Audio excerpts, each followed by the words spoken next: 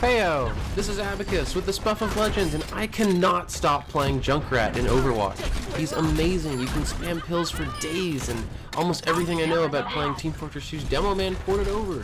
His concussion grenade is my favorite weapon in the game, basically being a single clip sticky jumper that deals damage. And his additional abilities like the Bear Trap and the Riptire are new mechanics that I find perfectly complement his playstyle. Anyone who made Demo Man TF2 definitely needs to try him out, though I hope you made the grenade launcher like I did because it's the cornerstone of the loadout, not the backup secondary like in TF2. I pretty much incredibly lucked out with Junkrat. He's got my exact sticky jumper playstyle, but without falling damage or the need to worry about running out of ammo.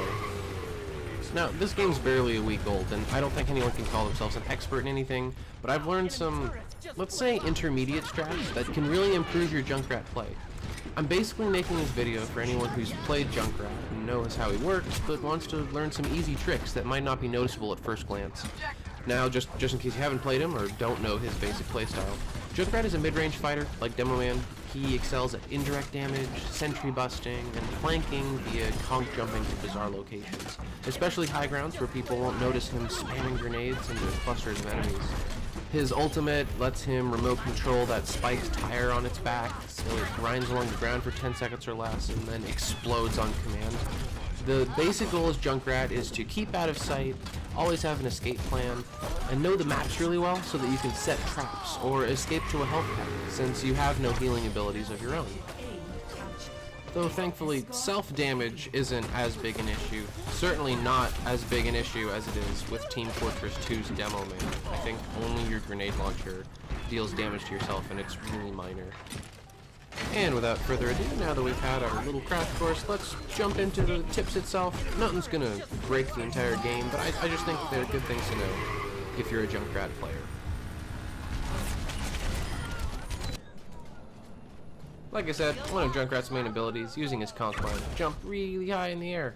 But if you want to jump even higher than that, you can actually chain 2 conk mines. If you place one, and then you just wait the 8 seconds for the next one to finish recharging, and it can let you jump a lot higher.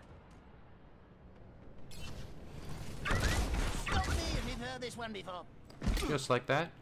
Little finicky. Now, this next one I want to talk about, your 2 throwables. They're very powerful on their own, but the Bear Trap and the conk mine can actually be combined to create a sort of triggerable trap that'll warn you when somebody's nearby, because you can see through walls when somebody's hit your Bear Trap. This next one, little situational, but something important to know about the map. Your grenades will normally bounce off of map objects like walls, but if you aim for a physics object, like a painting, or basically anything that has a reaction to you shooting at it, your grenade will explode immediately. And that's good to know if you're fighting someone in a room or an enclosed space, what you can throw your mines against to make them explode. Now, this next bit, this is pretty obvious. A lot of people know this. I didn't when I first started playing him. The Riptire can actually go up walls, and it comes with a rudimentary jump ability if there's some map object in the way. But this gives you a lot more coverage with your Riptire, and I think it's important to know. And that's pretty much it. Some pretty quick little tips. Go play Junkrat and enjoy Overwatch.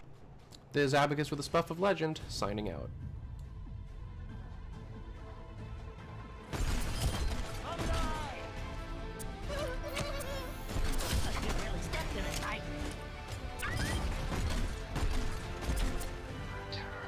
Double